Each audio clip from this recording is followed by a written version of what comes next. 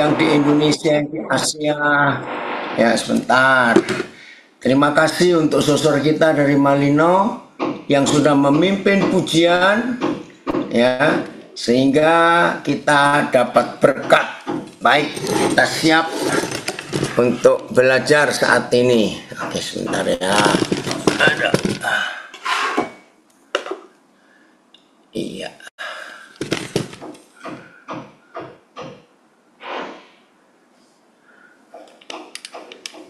Puji Tuhan, kita bisa bertemu lagi.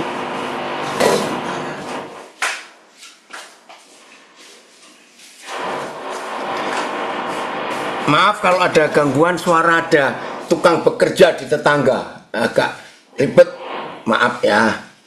Mudah-mudahan nggak terganggu. Ya, baik. Kita siap untuk belajar. Oke. Bentar.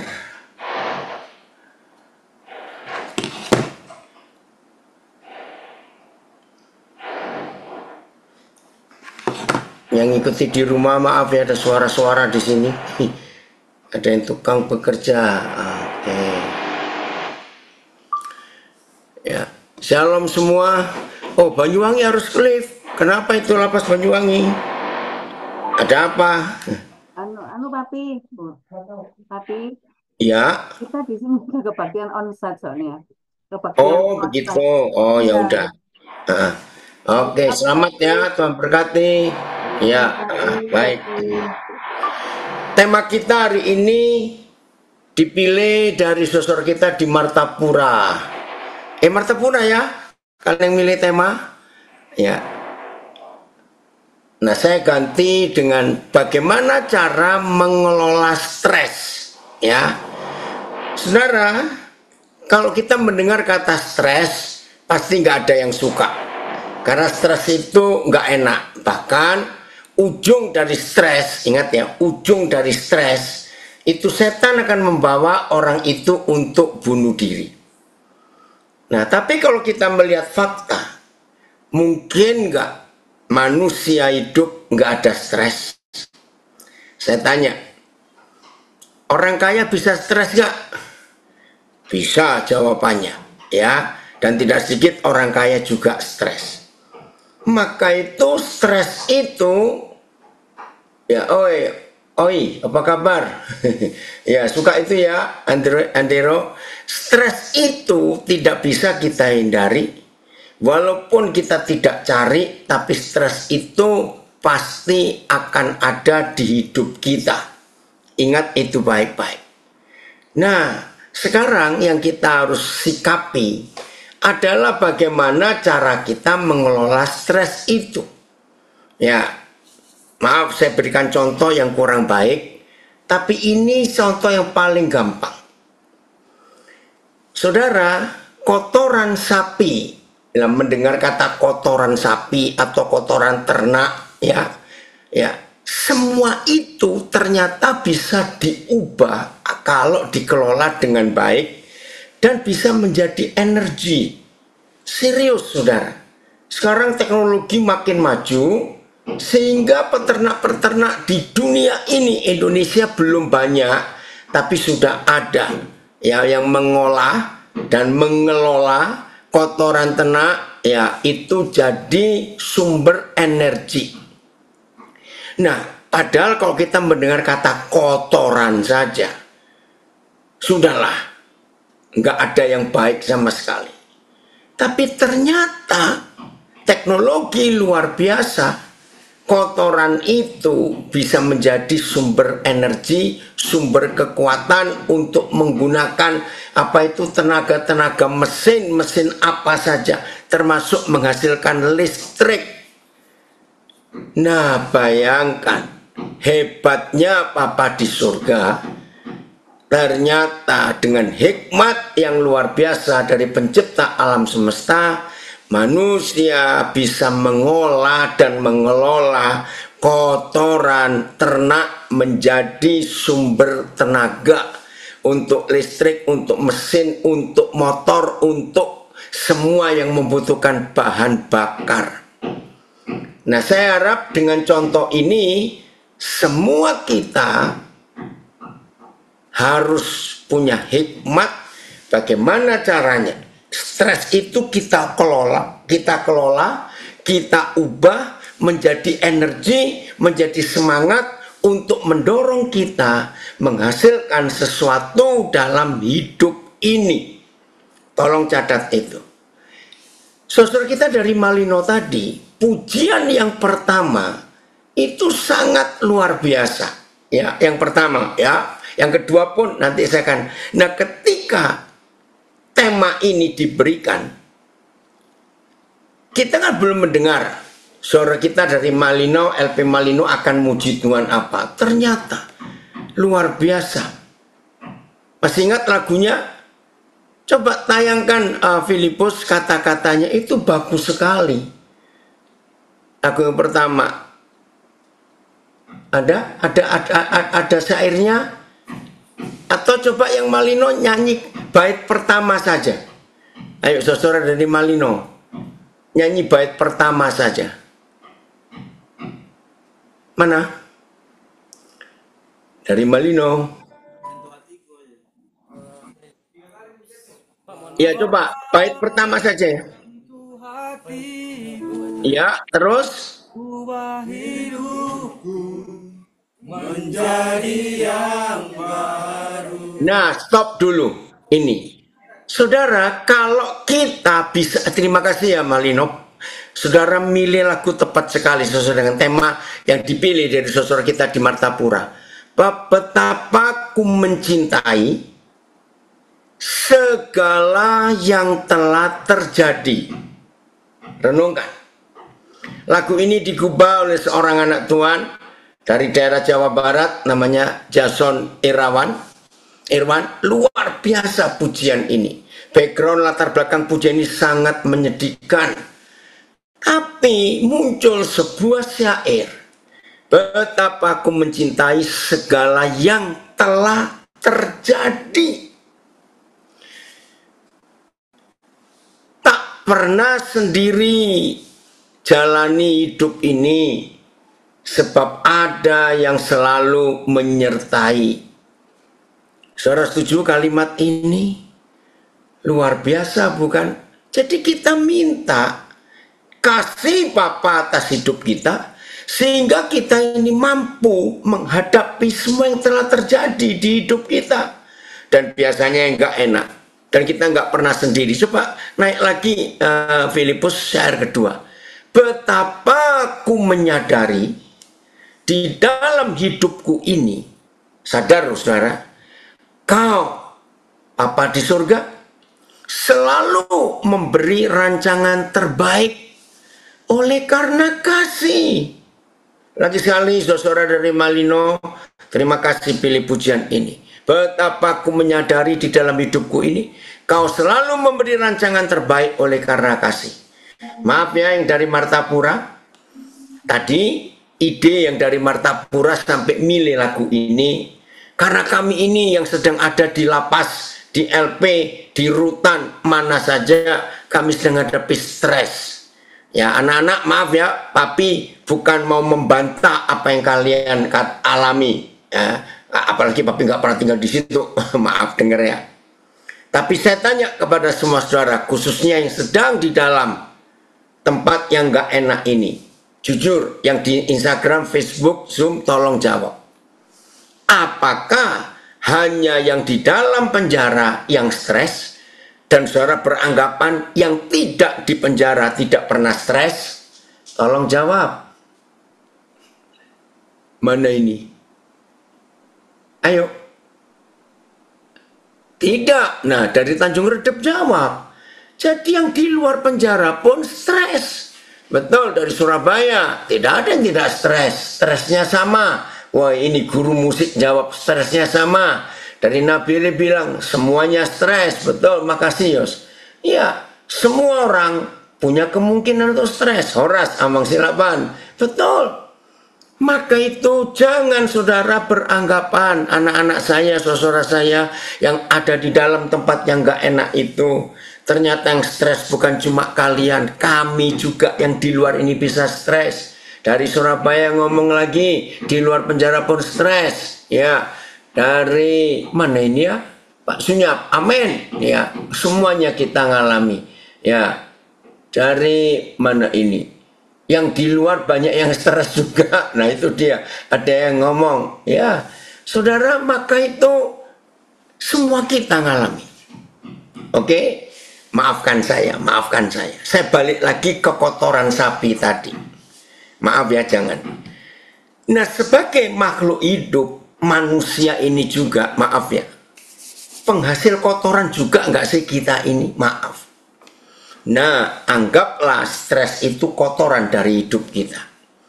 Ayo, dengan teknologi yang ada, kita olah, maaf, yang kotor-kotor dari hidup kita ini kita olah untuk menghasilkan energi, kekuatan untuk mendorong kita. Luar biasa. Saudara, inilah kasih Tuhan atas hidup kita. Saya tidak tahu beberapa hari ini bisa ada saja kumpulan-kumpulan penemuan yang saya temukan dan saya bersyukur Tuhan izinkan. Contoh ya, yang belum tahu nggak usah tahu, yang ingin tahu bisa cari di informasi Google, internet banyak. Saudara pernah dengar minyak kudus-kudus buatan Bali, orang Bali? Ya, saya sih belum tahu sampai hari ini bentuknya seperti apa. Minyak kudus-kudus, namanya lucu ya, saya nggak tahu bahasa Balinya apa. Nah, ternyata menurut banyak pengakuan, lagi sekali saya belum tahu barangnya, tapi saya pernah melihat ada orang punya, cuma saya nggak tahu kok manfaatnya. Tapi dari berapa orang yang pernah dapat, bahkan sampai orang luar negeri pun tahu karena sudah dipasarkan mancanegara. Minyak kudus-kudus namanya ya. Nah, menurut orang-orang yang saya pakai itu, wah, bisa untuk banyak hal tentang masalah kulit, masalah tulang, ya kata mereka. Nah, saya selidiki, ternyata penemuannya sangat spektakuler. Kalau nggak salah, salah satu anggota keluarga penemu minyak ini itu ngalami sakit. Dan sudah berobat kemana-mana, kok tidak ketemu obatnya. Lalu dengan katanya, dia mendapat sesuatu untuk meramu beberapa ramuan. Nah, tentunya ramuan ini ya, oh kudus itu 8, oh itu dari Karangasem. Terima kasih. Oh kudus 8, jadi minyak 88 ya, oh, dari LPK Karangasem. Nah, dia mendapat sesuatu untuk meramu berapa jenis ramuan. Nah, itu urusan dia, itu rahasia perusahaan pasti. Nah, saudara bayangkan, bisa menemukan suatu penemuan karena ada yang sakit, pasti stres bukan keluarganya. Terus belum lama ya ditemukan ada seorang suami yang istrinya menderita kanker. Nah, menderita kanker itu begitu parah sampai gundul rambut istrinya karena kemo. Dan gak cuma gundulnya itu, istrinya ini ternyata mengalami kesakitan di bagian kepala.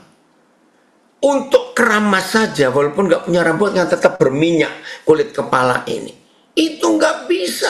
Dilap juga salah, ya apalagi dikeramas kena anduk. Nah, saya nggak tahu bagaimana, ternyata suami ini yang begitu mencintai istrinya berusaha menemukan sebuah alat yang sangat lembut tapi bisa berguna untuk menolong kulit kepala istrinya tetap bersih. Nah, lahirlah sebuah penemuan. Ya, saya juga nggak tahu itu seperti apa. Ya, saya cuma baca saja. Dan banyak lagi penemuan-penemuan yang lain yang kita pernah temukan. Salah satu saudara kita, kalau nggak salah di daerah Solo, ketika dia mengalami patah kaki dan harus diamputasi, maka dia menemukan sebuah ide untuk buat kaki palsu. Dan ternyata penemuan kaki palsunya ini sudah diproduksi begitu banyak dan menolong banyak orang. Bahkan dari beberapa berita yang saya baca, ternyata penemuan kaki palsu dari saudara kita yang kakinya sendiri patah itu lebih bagus dari beberapa produk luar negeri. Nah, hebat itu. Nah, ada kesaksian Dokter Edi, ini ya saya nggak tahu siapa ini, menemukan obat ramuan untuk istri yang sakit autoimun. Nah itu, ada yang menambahkan kesaksian. Betul. Jadi tolong stres itu dikelola dengan baik. Jangan dibenci, jangan dimarahi, jangan ditolak. Karena kita nolak stres pun dia akan tetap datang. Masih ingat berapa waktu yang lalu kita belajar? Bayangkan kalau dunia nggak ada sikat gigi, saudara. Nggak bisa bayangkan ya. Dulu saya masih kecil, ya, saya masih ingat karena kami pernah tinggal di aliran Bengawan Solo yang di Jawa Timur, tapi ya sebelum sampai Solo itu, ternyata orang-orang tua dulu kalau mereka mandi di sungai dan gosok gigi, itu pakai pasirnya sungai itu. Jadi pastanya dan jarinya jadi alat gosok giginya. Nah, saudara tahu nggak? Penemu sikat gigi itu orang Inggris, saya lupa tahun berapa ya. Dan penemunya ini seorang narapidana. Ketika dia sedang di dalam penjara, dia bingung cara bersihkan giginya bagaimana. Nah, bayangkan, dalam penjara bisa ada penemuan sikat gigi yang dimodifikasi sampai hari ini. Oke? Nah, jadi saudara, stres itu jangan dilawan, stres itu jangan ditolak. Oh, tahun 1780, makasih Sarbin. Ya, jadi saya gigi modern yang pertama saya baca ya, ini suara kita yang dari Surabaya hebat. Sekitar tahun 1780, sikat gigi modern pertama kali dibuat oleh William Addis dari mana ini? Clerkenwell, Inggris. Di dalam penjara dia menemukan itu. Nah, saya ulangi lagi. Stres itu jangan diatasi. Stres jangan dilawan. Tapi stres itu harus dipikirkan positif. Di balik stres ada suatu penemuan yang luar biasa. Keren ya kalau kita mempercayai ini. Nah, mari kita lihat ayatnya. Matius 11 ayat 29. Ini yang Tuhan Yesus ajarkan untuk kita mengelola stres. Ya.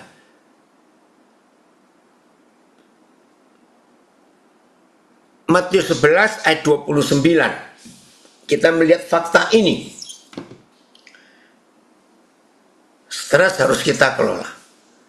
Pikul lakuk yang kupasang.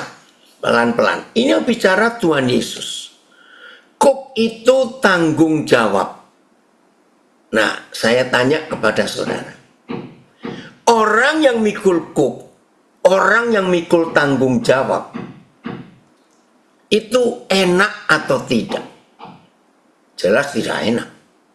Ya, kuk kalau zaman dulu itu kayu, ya, yang bentuknya agak panjang tapi melengkung bagian atas, itu untuk membajak sawah atau untuk 2 ekor lembu atau sejenis hewan angkut, ya, menarik gerobak kuk itu ya dari kayu. Sekarang sudah hampir tidak ada karena sudah pakai mesin semuanya. Nah, Tuhan Yesus dalam hidup kita memberikan kuk, memberikan tanggung jawab. Kita harus pikul dalam hidup ini. Saudara, semua kita manusia yang sedang memikul kuk, menanggung kuk, itu tidak enak. Ya, memikul tanggung jawab itu pasti ada rasa beban di hidupnya. Ya, Tanjung Raja hadir, puji Tuhan. Nah, ketika Tuhan Yesus memasangkan kuk, pikulah kuk yang kupasang, ada tanggung jawab dalam hidup ini. Dan semua bentuk tanggung jawab itu pasti ada rasa bebannya. Nggak mungkin, terus bentar ya. Aduh, maaf ya. Bentar, ada orang ya. Nah, memikul kuk itu pasti tidak enak, saudara. Ya, maaf. Karena ada tanggung jawab. Nah, maafkan saya kalau papi berkata kepada anak-anak saya yang di dalam, ya maaf kalimat ini, ya. Percayalah bahwa saudara yang sedang diam di tempat yang tidak enak itu, saudara pun sedang memikul kuk. Setuju saya katakan ini? Saudara sedang mikul kuk, mikul tanggung jawab. Maaf, saya tidak menuduh, tidak menuduh.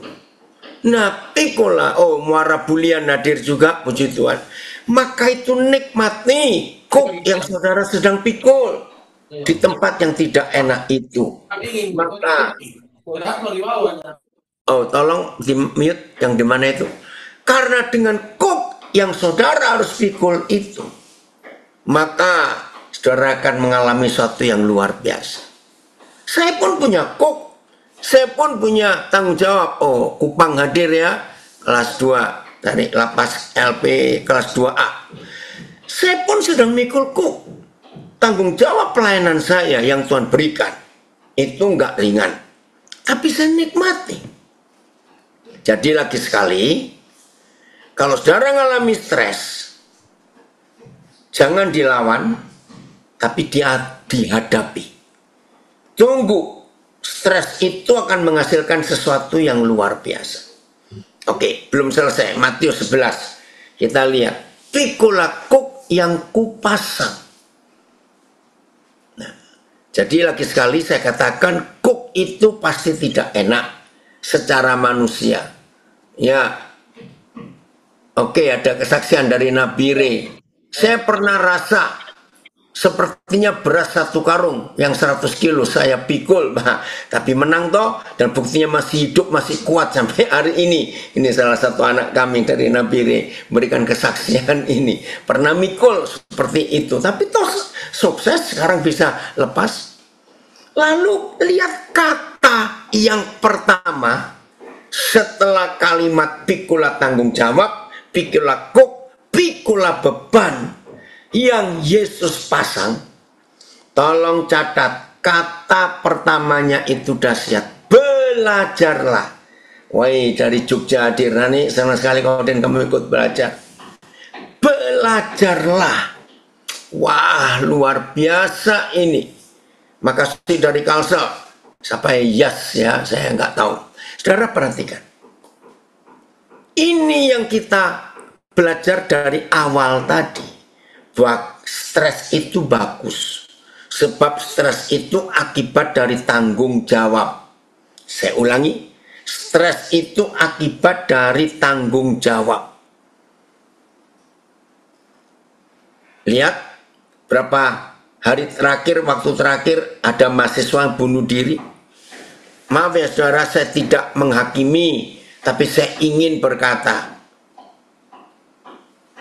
orang yang tidak mau memikul tanggung jawabnya, maka orang itu pasti ingin mengakhiri hidupnya. Maka itu banyak orang berkata, orang yang bunuh diri itu pikirannya pendek. Betul. Memang kita nggak bisa nyalakan karena kita tidak ada di posisi mereka. Tapi kita bisa belajar bahwa semua kita yang namanya manusia, dari yang paling kaya sampai yang paling pas-pasan, maka semua kita punya kuk, punya tanggung jawab, punya beban. Masing-masing kita punya stres. Tolong dicatat apa yang Tuhan Yesus katakan. Langkah pertama, ketika beban itu muncul, langkah pertama, ketika tanggung jawab itu harus kita pikul, langkah pertama yang membuat tanggung jawab sampai jadi stres, catat kata ini, belajarlah padaku. Saudara, ini konsep yang luar biasa. Maka semua kita yang sedang mengalami tekanan hidup, stres, depresi, sama ya istilahnya, ya bentuknya beda tapi halnya sama. Stres itu tekanan, depresi, depres itu tekanan juga. Jangan lupa, belajarlah kepada Tuhan Yesus. Ayo kita belajar. Masih ingat nggak tanggung jawab Tuhan Yesus dalam kondisi seperti itu? Aduh, kasihan betul loh saudara. Lihat Alkitab mencatat sampai keringatnya bercampur darah. itu karena stres, karena tekanan yang begitu berat yang Tuhan Yesus alami saat itu. Waduh, luar biasa. Tapi dia menang. Ya, jadi belajarlah kepadaku. Ya, semua ayat juga bilang, pikul lekuk yang kupasang dan belajarlah dariku. Oke. Nah, apa yang kita pelajari? Evan, puji Tuhan kamu ikut hadir. Belajar ya. Semua masalah dalam hidup kita itu baik. Apa yang kita belajar dari stres itu, dari tekanan itu, dari beban hidup itu? Saudara, mari, belum selesai Filipus. Ya, coba kita kembali ke ayat ini. Belajarlah kepadaku. Bersyukur kepada Tuhan. Ada 2 soal saja untuk kita lulus mengatasi stres. Bersyukurlah cuma 2 soal. Oh, ada kesaksian ini. Oh bukan, ini beban ya. Jadi single parent di usia 32 tahun dengan 2 anak usia 6 dan 2 tahun. Mendengarnya saja ngeri. Bagaimana bisa meneruskan hidup? Tapi karena belajar dari Tuhan Yesus, sekarang sudah berlalu 20 tahun. Dan kuk itu terasa ringan. Aduh, saya membaca aja, saya mengeluarkan air mata ini. Saya tidak kenal, maaf siapa. Saya baca lagi ini kesaksian. Jadi single parent, orang tua tunggal di usia 32 tahun dengan 2 anak waktu itu ya, usia 6 tahun dan 2 tahun. Bisa bayangkan saudara? Usia masih sangat muda, 32 tahun, menjadi orang tua tunggal dengan 2 anak yang umur 6 dan 2 tahun, masih perlu biaya banyak sekali. Mendengarnya saja ngeri. Bagaimana bisa meneruskan hidup? Puji Tuhan ya, saudara ini menang. Saya nggak tahu ini bapak atau ibu, kemungkinan ibu ini ya. Tapi, nah ini loh, terima kasih kesaksian yang hebat. Tapi, karena belajar dari Tuhan Yesus, sekarang sudah berlalu 20 tahun. Wih, jadi anak pertama sudah 22 tahun. Anak pertama 26 tahun, anak kedua 22 tahun. Wah, puji Tuhan. Dan kuk itu terasa ringan. Terima kasih untuk kesaksian yang luar biasa. Saudara, ini fakta. Untuk lulus kuliah stres, ya, hanya ada 2 soal. Ya, kalau ada yang cerita, ternyata itu dia, ya, bagus ya, dan keluarga ini. Nah, ternyata untuk lulus kuliah stres hanya ada 2 mata kuliah. Ayo, kalau kita ujian, belum selesai Filipus, kalau kita ujian 2 mata kuliah saja, ayo, itu banyak atau sedikit? Awas yang salah jawab ya. Saya ulangi, untuk lulus stres soalnya cuma 2, bukan 3. Belajarlah kepadaku. Apa mata kuliahnya? 1, aku lemah lembut. 2, aku rendah hati. Nah, ternyata cuma 2 hal ini. Weh, menjua-jua bujur melala. Ini hamba Tuhan dari Sumatera Utara. Tema hebat yang sangat dibutuhkan di masa ini. Setuju? Ini hebat sekali. Soalnya cuma 2, bukan 5, apalagi 10. 2. 1, lemah lembut. 2, rendah hati. Hasilnya apa? Saudara lihat. Maka jiwamu akan mendapat ketenangan. Halo yang sedang alami stres. Oke, kita nonton bareng ya, belajar. Hei yang sedang alami stres, baca firman ini. Kalau saudara dan saya, ya, yang kapan saja, di mana saja stres bisa datang di hidup kita. Belajarlah kepada Tuhan Yesus hanya dengan 2 soal ini saja. Maka jiwa kita akan dapat ketenangan. Saudara tahu kata lain ketenangan? Tidak stres. Ada tenang, lega. Coba TSI-nya ada, yang terjemahan lama, maka jiwamu akan mendapat sentosa. Ya, jiwamu akan dapat sentosa. itu terjemahan lama, terjemahan BIS, maka kamu akan merasa segar. Ya, ini BIS-nya. Ya, saya baca BIS-nya. Ikutilah perintahku dan belajarlah daripadaku. Sebab aku ini lemah lembut dan rendah hati, maka kamu akan merasa segar. TSI. Tunduk dan bergantunglah padaku. Belajarlah dariku, karena aku rendah hati dan akan memimpinmu dengan lemah lembut. Maka kamu pun akan merasa lega. MLT juga akan mendapat kelegaan bagi jiwamu. Jadi saudara, kalau kita mau belajar dari Tuhan Yesus, maka stres itu tidak ada di hidup kita. Malah kita jadi lega. Ini terjemahan apa ini? Maka jiwamu akan tenang. Itu. Jadi tidak akan kita kalah. Oh, dari Surabaya. Lulus stres belajar pada Tuhan Yesus, lemah lembut dan rendah hati. Betul, maka jiwa kita akan dapat ketenangan. Amin. Dari seorang Home Siang, di saat tenang kita bisa berdoa. Betul. Oke, David, relax, ngadapi tantangan ini. Kamu gak boleh stres. Ya, pasti fisikmu akan pulih, jantungmu pun akan normal. Ini salah satu anak saya yang sedang mengalami sesuatu di jantungnya. BSD, saya nggak tahu terjemahan apa. Bersamaku, kalian akan terlepas dari kesusahanmu yang berat. Enak. Laksanakanlah ajaran-ajaranku dan belajarlah dari aku, sebab aku lemah lembut dan sabar. Bersamaku, kalian akan terlepas dari kesusahanmu yang berat. Terima kasih Tuhan. Ya, ada teman lain sama semua. KSKK mendapat ketenteraman, dapat kesejahteraan, ya sejahtera, kelegaan. FIA-nya apa Filipus? Ya.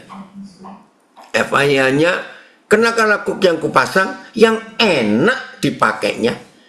Karena beban yang kuberikan hanyalah beban yang ringan. Dan biarkanlah aku mengajar kalian, karena aku lemah lembut dan rendah hati, maka kalian akan mendapat ketenteraman. Waduh, luar biasa.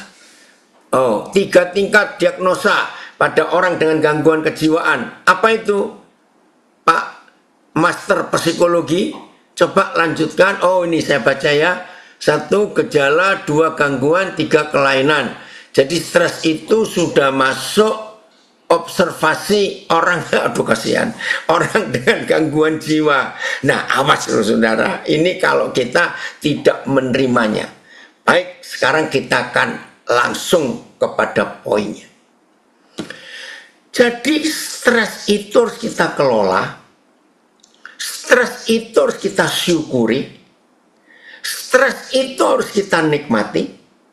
Sebab dengan stres, saudara dan saya dibuat jadi ahli. Ahli apa? Ahli menghadapi stres. Supaya saudara dan saya bisa menolong banyak orang. Saudara, saya mau buktikan. Beban, ya, kalau saudara megang gelas, ya, yang nggak ada isinya, ya, kalau ditimbang berat gelas itu paling cuma 200 gram misalnya. Nah, 200 gram itu kan ringan. Tapi kalau saudara pegang seminggu, tidak saudara turunkan, tetap dipegang, tidur dipegang, mandi juga dipegang gelasnya. Nah, saya tanya, yang 200 gram ini bisa jadi 200 kilo enggak? Kalau seminggu kita pegang. Nah, ini yang salah dalam hidup kita. Dalam bahasa Jawa ada kata, ya beda-beda daerahnya. Ada berkata sumeleh, ada berkata semeleh. Arti kata ini dalam bahasa Jawa artinya, ya sudahlah, terima saja, lalu letakkan. Jangan dipegang terus. Semeleh atau sumeleh. Itu kalimat kata yang bagus dalam bahasa Jawa.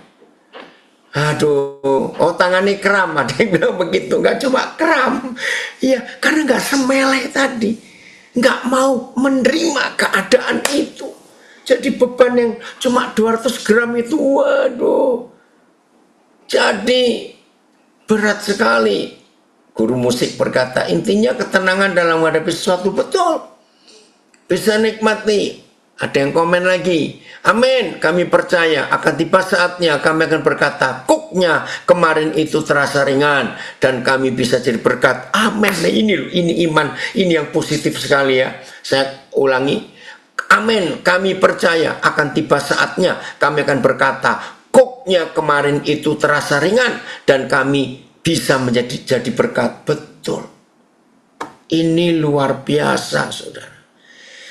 Jadi kalau ada stres, nikmati dulu. Bilang, Tuhan terima kasih, aku mengalami ini. Saudara, sumber stres bisa karena 2 hal. Untung nggak 3, nggak 4. Sumber stres cuma 2. 1, karena Tuhan izinkan untuk kita menghadapi. Tapi yang kedua, karena kesalahan kita. Nah, 2 sumber stres ini nikmati. Kalau karena Tuhan yang mengizinkan, puji Tuhan, kita belajar. Kalau karena salah kita sendiri, tetap juga puji Tuhan dan berterima kasih karena ada maksud Tuhan. Setelah pertobatan kita akan mengalami sesuatu yang luar biasa. Oke? Jadi sumber stres cuma 2, bukan 3, bukan 4. Untuk belajar pun, ya, untuk belajar pun cuma ada 2 soal, lemah lembut dan rendah hati. Bagian terakhir kita akan lihat nanti soal 2 soal ini. Yang berikut, stres itu kalau kita lawan, kalau kita tolak, kita nggak terima, hasilnya mengerikan. Metabolisme tubuh kita akan kacau. BAB terganggu, ya, sering bisa keluar keringat dingin tiba-tiba, ya, lalu ada gatal-gatal di kulit, itu bisa karena stres. Saudara, lalu pikiran berat sekali, tekanan jantung, tekanan darah tidak normal, akibatnya ngeri, saudara. Orang stres itu menimbulkan penyakit yang luar biasa. Ngeri sekali. Oh, ada yang tanya, kalau orang mengalami stres karena masalahnya dan dia tidak mau terima nasihat orang lain, bahkan menjauh dari Tuhan, sampai orang itu ingin bunuh diri, apakah orang tersebut sombong dan angkuh? Iya, bisa terjadi karena dia sombong, dia angkuh, dia ngelawan, dia nggak terima. Tapi tetap usahakan tetap dekat kepada dia. Andri, sabar dulu ya, sampai pagi ini papa pun belum ketemu jalan keluarnya. Tuhan pasti tolong kamu, nak. Jadi kalau ada orang seperti itu yang dikatakan tadi, percayalah, dekati saudara itu, jangan kita jauhi. Selalu memberikan kesempatan. Ini loh, kalau kamu perlu aku, jangan segan untuk kontak. Oke, saya lanjutkan. Jadi stres itu kalau dilawan, kalau kita tolak, kita paksa ingin menyelesaikan, kita makin stres. Dan dampaknya ke fisik. Ke fisik dan ke psikis. Jadi secara fisik kita bisa mengalami banyak gangguan kesehatan, secara psikis kejiwaan pun jadi bisa susah tidur, ya, emosi tak terkendali. Banyak sekali, saudara, apa saja yang ada. Maka itu kita harus sadar tentang stres ini, bahwa itu bukan masalah, ya. Sumbernya cuma 2. Lagi sekali kadang-kadang Tuhan izinkan kita mengalami masalah itu, atau kedua itu karena salah kita. Betul, Pak Filipus nulis, menikmati ketidaknikmatan dengan senikmat-nikmatnya, itulah obat cara kita mengelola stres. Nah, stres bisa terjadi juga karena kata orang. Kata orang, katanya. Nah, ini jadi beban berat dalam hidup. Kalau saudara hidup karena kata orang, nanti orang ngomong apa, nanti bagaimana. Ya, kemarin saya konseling pranikah. Nah, ternyata ada satu masalah yang muncul. tentang undangan. Ya, ini memang seringkali jadi masalah. Pihak orang tua yang satu ingin buat pesta besar-besaran. Ya, tapi masalahnya orang tua ini nggak mau keluar duit, suruh pengantin ini, dan itu membuat mereka stres. Akhirnya saya harus ngomong pada orang tuanya, untuk apa cuma pamer begitu? Nah, terus akhirnya saya beri solusi, maaf ini ya, maaf, saya beri solusi, ya solusinya begini, supaya kamu nggak stres, dan toh kamu cuma mau nikah pemberkatan di gereja saja, itu lebih bagus. Nggak usah sebar undangan. Kaget mereka, loh kalau nggak sebar undangan terus bagaimana? Nah, saudara, saya ingatkan ya yang mau menikah, kalau saudara nyebar, aduh maaf, oh oke, saya nggak ada, sebentar ya, nggak apa-apa. Halo, halo, ya, siapa? Oh, nunggu apa ya?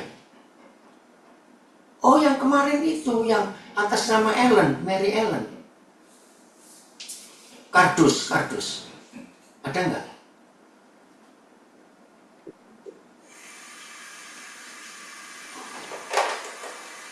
Nah, terus ke bawah dulu. Ini kardus. Maaf ya, maaf.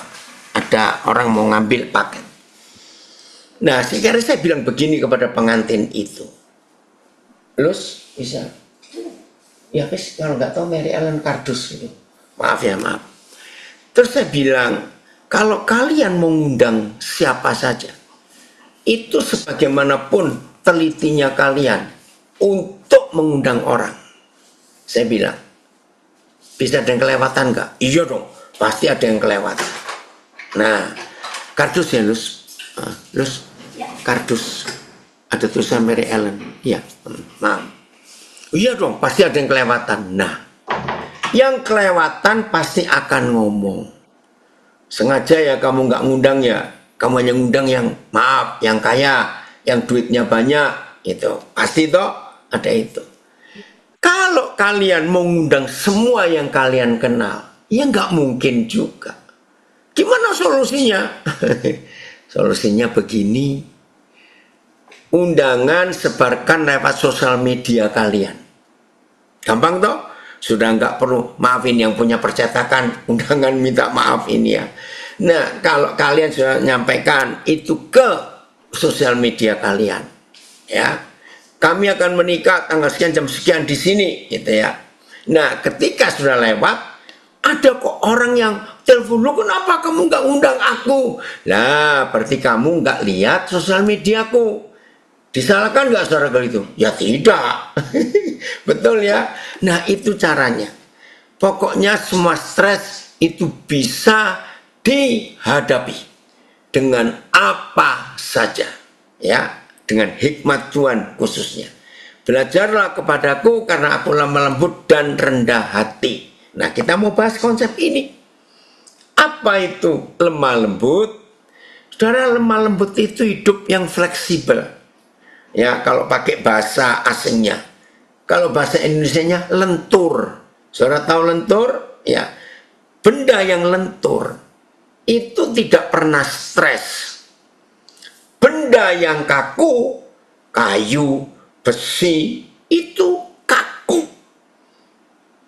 Nah, itu susah untuk dilipat, ditekuk, dibulatkan, diapakan saja susah. Tapi benda yang lentur itu pasti nggak pernah stres. Dengarkan baik-baik. Lentur, ya. Kalau lentur itu diletakkan di posisi apa saja, dibengkokkan dengan apa saja, maka benda itu ngikut. Nah, lebih mudahnya lagi, air. Benda cair itu tidak akan pernah kaku atau pernah stres. Tetapi benda cair ini bisa stres kalau dia beku menjadi es. Ya, seperti karet, lentur. Itu ya. Nah, maka itu orang yang stres itu pasti dirinya sedang kaku, sedang beku. Benda yang kaku dan beku itu kalau dipindahkan tempatnya, renungkan. Benda yang kaku dan beku kalau dipindah tempat, wah, itu akan tersiksa. Karena nggak pas dengan tempat yang baru. Tapi benda cair, mau diletakkan di botol, yang ngikuti seperti botol. Mau dimasukkan dalam baskom, dia akan jadi seperti baskom. Mau ditempatkan di ember, dia seperti ngikuti bentuk ember. Mau diletakkan di gelas, dia akan seperti itu. Ngerti ya? Maka itu kesimpulannya, orang yang tidak lemah lembut pasti gampang stres. Izinkan saya bersaksi dan banyak orang yang membuktikannya. Saudara, saya tuh tidur di tempat yang empuk, yang enak, saya bisa tidur. Saya tidur di kursi, ya, pernah berapa kali perjalanan yang keadaan terpaksa. Saudara, kursinya bukan kursi panjang. Kursinya itu kursi yang dari, apa ya istilahnya ya, bukan plastik. Tapi yang cuma untuk satu orang. Nah, walaupun ada 4 kursi berjajar, dibuat tidur kan tidak enak. Karena satu kursi itu kan ada lekuannya, ya, untuk pas, untuk satu badan satu orang. Nah, dalam beberapa peristiwa, saya bisa belajar tidur, saya bisa tidur. Betul-betul lelap, saudara. Sampai yang lain menyertai saya, bingung kok bisa tidur di kursi yang seperti itu. Aduh, ternyata jadi air itu enak, itu lemah lembut. Oh, ada yang tanya, kalau bisa khotbah berikutnya temanya tentang bijak menggunakan medsos. Karena banyak sekali mantan WBP yang suka posting gak sopan, suka posting ya. Oke, siap nanti itu ya. Nah, maaf istri saya balik, udah dapat. Enggak, cuma ukurannya diukur katanya lebih besar. Oh ya, nggak tahu, suruh mindahin aja enggak. Oh, Ya. ya, maaf. Ya, nanti yang Martapura tema itu kita akan bahas ya, atau khusus saja mungkin untuk Martapura ya, karena nggak semua orang butuhkan tema itu. Baik, saya lanjutkan ini. Jadi orang yang stres itu karena dia memaksakan kehendaknya kepada orang-orang lain. Maka itu Tuhan Yesus nggak pernah stres. Dia lemah lembut, menghadapi banyak tantangan, menghadapi banyak masalah. Dia tetap menang karena dia tidak kaku. Nah, kalau kita lihat Alkitab, ada 2 saudara kita yang contoh seperti lemah lembut. 1 Yusuf, 2 Maria. Ya, saya ulangi, 1 Yusuf, 2 Maria. Lihat Yusuf. Dalam keadaan dimanja jadi anak emas di hadapan Yakub bapaknya dan 11 saudaranya, dia dibedakan. Dia enjoy, dia nikmati walaupun dimanjakan, dan dia bisa menikmati fasilitas yang hebat. Tapi keadaan berubah, ya, dia dimasukkan sumur. Nggak stres. Ruben kakak sulungnya kasihan, dikeluarkan dari sumur. Ternyata nasibnya nggak lebih enak, dijual jadi budak. Dia tidak stres, dia nikmati. Ternyata Potifar sayang dia. Dari barak tempat para budak dia dipindah ke rumah. Wih, fasilitasnya bagus. Masalah datang lagi, istri Potifar cari masalah, dia langsung masuk ke penjara. Dan penjara yang menyedihkan, kita sudah sering belajar soal itu. Dia tidak stres. Dia tetap, waktu Tuhan sampai Yusuf bebas, wah, dia jadi raja, orang nomor 2 di kerajaan Mesir. Dia nggak sombong, dia nggak lupa diri. Waktu kakak-kakaknya datang untuk beli makanan, Yusuf nggak balas dendam, tapi dia terima kakak-kakaknya. Lihat Yusuf, nggak stres. Keadaannya berubah-berubah. Kedua itu Maria. Lihat, Maria itu pribadi yang sangat lembut, lemah lembut, fleksibel. Karena waktu dia diberitahu dan dipilih oleh Tuhan untuk menjadi ibu yang mengandung juru selamat dunia, resikonya mati. Tapi Maria siap untuk menghadapi itu semuanya. Maria siap. Saudara, dan Maria jadi orang hebat. Ya, seperti itu saudara dan saya tidak akan mengalami stres. Saya baca seorang master psikologi nulis, sesuatu bisa diubah dalam diri kita, tapi tidak mau. Tapi sebaliknya, yang tidak bisa diubah malah mau. Inilah gejala orang stres. Ya, makasih Pak Master Psikologi. Saya baca lagi ya. Sesuatu yang bisa diubah dalam diri kita, tapi kita nggak mau. Atau yang kedua, tetapi sebaliknya yang tidak bisa diubah malah mau diubah. Nah, itu namanya gejala orang stres. Puji Tuhan untuk konsep sederhana ini untuk kita bisa menang atas hidup kita. Itu lemah lembut. Ikuti. Ya, bukan ikuti keadaan untuk kita berdosa, tidak. Tapi ikuti untuk kita menikmati. Karena dengan lemah lembut ini, maka kita akan belajar penemuan-penemuan baru yang luar biasa untuk hidup ini. Yang kedua, rendah hati. Wih, itu luar biasa. Kerendahan hati Tuhan Yesus itu sangat luar biasa. Mari kita lihat proses Yesus rendah hati. Filipi pasal 2 mulai ayat 6 sampai 8. Filipi 2 ayat 6 sampai 8. Kita akan hitung. Oh, ada yang bilang, Koden, lemah lembut itu bahasa Jawanya nerimo. Betul, itulah kata semeleh tadi itu. Ya, semeleh artinya bisa nerima semua keadaan. Makasih untuk sarannya. Ya, oh ini Alin toh. Ya, lemah lembut, puji Tuhan. Ya. Lihat ini. Ini kerendahan hati dari Tuhan Yesus. Filipi 2 mulai ayat 6. 1. Yang walaupun dalam rupa Tuhan tidak menganggap kesetaraan dengan Tuhan itu sebagai milik yang harus dipertahankan.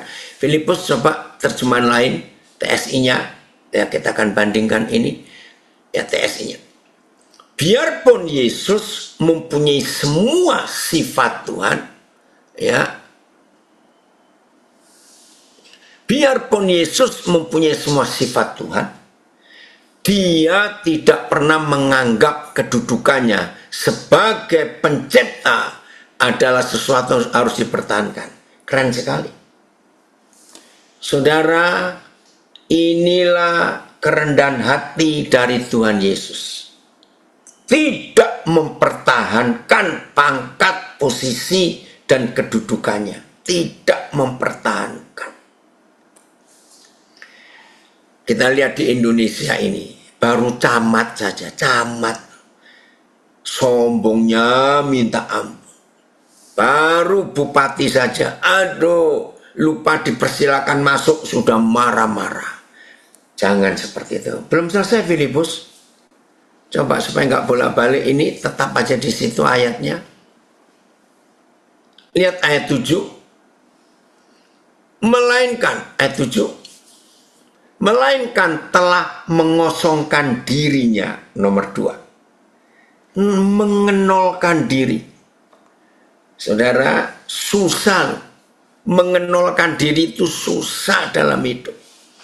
Nah, yang sedang alami stres, berarti saudara terlalu sadar bahwa isi hidupmu itu terlalu hebat. Maka terus ketika isi hidup saudara dikocak-kocak, digoncang, mau diambil orang, saudara pertahankan. Itu buat stres. Nomor 2, mengosongkan dirinya. TSI-nya apa? Filipus kata mengosongkan diri ini. Tetapi dia merendahkan diri dan meninggalkan semuanya itu. Yang ketiga, lalu mengambil kedudukan paling hina seperti budak yang melayani kita. Itu nomor 3. Yang keempat, datang ke dunia pindah ke dunia sebagai manusia biasa. Saya beri ilustrasi. Tidak sedikit saudara kita orang Indonesia ingin merantau ya untuk mencari pekerjaan.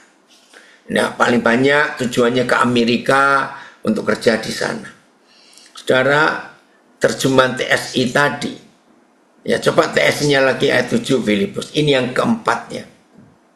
Datang ke dunia sebagai manusia biasa. Saya punya teman, sekarang ada di San Francisco.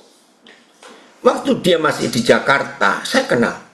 Ya, maka itu berapa tahun yang lalu waktu saya ketemu, saya tuh sampai gak percaya. Dia kerja di restoran, saudara. Jadi pelayan restoran. Tapi yang saya kagum, ketika dia melihat saya makan di restoran di mana dia kerja, dia senyum dan dia berkata, Koden pasti kaget. Karena kalau saya lihat pertama kali, jangan-jangan dia pemilik restoran. Tapi kenapa pemilik restoran kok pakaiannya pakaian pelayan dan nyuguhkan makanan? Dia ngomong duluan sebelum saya ngomong, karena dia lihat wajah saya kaget. Koden kaget ya? Iya, betul Koden. Koden tahu saya di Jakarta seperti apa. Saya nggak bisa ngomong, saudara. Tapi saya lihat wajahnya yang senyum. Jadi saya tidak terlalu terpengaruh. Hebat kamu, nggak apa-apa Koden. Saya jalani hidup seperti ini demi keluarga saya supaya mereka bisa hidup. Nah, dia nggak stres. Dari seorang direktur, tiba-tiba entah karena masalah apa, saudara. Tahu-tahu dia harus keluar dari kerjaan dan semua diambil. Ternyata itu ada masalah dalam bisnis mereka, saya juga tidak tahu urusan mereka. Tapi yang saya tahu orang ini, maaf ya, orang ini betul-betul menikmati ujian hidup itu sehingga dia terima saja. Nah, itu istilah yang dipakai oleh TSI. Datang ke dunia. Tuhan Yesus datang ke dunia sebagai manusia. Padahal dia itu kan raja segala raja. Betul, ada yang berkata berjiwa besar. Nah, itu yang keempat. Ayat 8. Ya, ayat 8 sudah 4. Istilah saya, Yesus turun 4 tingkat ke bawah. Bukan 4 tingkat naik. Yang kelima. Ayat 8. Dalam keadaan sebagai manusia, ia telah merendahkan dirinya. TSI-nya Filipus. Ini posisi yang kelima. Dalam keadaan sebagai manusia, Yesus lebih lagi merendahkan dirinya. Aduh, luar biasa. Yang kelima, taat kepada Tuhan sehingga dia menyerahkan tubuhnya sampai mati. Ini yang kelima, yang keenam, mati, menyerahkan hidupnya. Yang ketujuh, bahkan sampai mati disalib. Luar biasa ini saudara, sampai mati disalib. Mau apa lagi? Dalam hidup ini mau apa lagi? Maka itu ayo mulai hari ini semua kita menyadari konsep ini. Terima kasih Papa untuk pelajaran yang luar biasa ini. Nah, itulah belajar dari Tuhan Yesus untuk menang atas stres. Lemah lembut dan rendah hati. Bayangkan 7 tingkat turun, bukan 7 tingkat naik. Jadi kalau ada istilah Jawa gepeng-peng, istilah Jawa itu sudah gepeng, ya ternyata masih gepeng itu apa ya? Sudah datar, sudah cemet betul-betul. Aduh, masih diinjak lagi. Itulah Tuhan Yesus. Maka itu mari mulai hari ini semua kita ya untuk menang atas apa yang Tuhan izinkan terjadi dalam kehidupan kita. Maka kalau saudara dan saya mau seperti ini, wah hidup kita ini sungguh luar biasa. Tuhan Yesus memberkati kita semua untuk pelajaran ini supaya kita menang atas stres. Karena stres gak bisa ditolak, stres gak bisa dihindari, itu ada di hidup kita dan itu semuanya indah. Sampai kita jadi pemenang semuanya. Tuhan memberkati. Haleluya.